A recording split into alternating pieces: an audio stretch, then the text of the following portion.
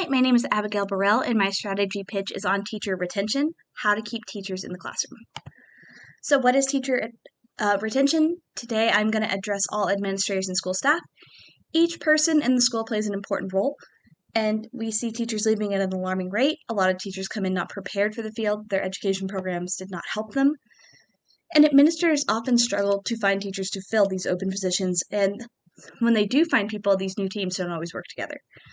And this hurts our students by causing a very chaotic student or school environment.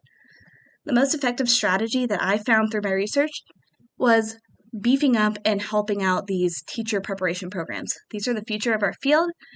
We want to prepare teachers with tools needed in the education field. Obviously, we can't show them everything, but we can give them a good toolbox to start with. The more prepared they are, the more confident they will be. There'll be less teacher stress, and there'll be less teachers leaving schools or leaving the classroom altogether.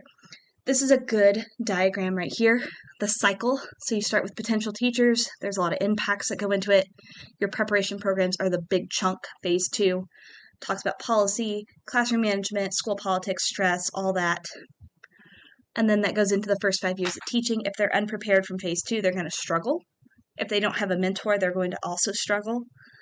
And we also have a probationary status, which can stress out a lot of new teachers because they are not certain if they'll have a job the next year. And then throughout teaching, you also just have the day-to-day missed assignments, professional development, class sizes, and standardized teaching or testing. What we want to focus on is in the middle. We want them to love teaching. We want them to have good benefits, and we want them to have relationships with their colleagues and leadership.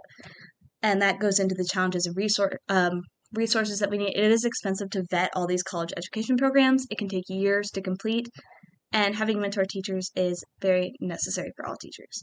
If we combine all this together, we will help not only our future teachers, but our future students.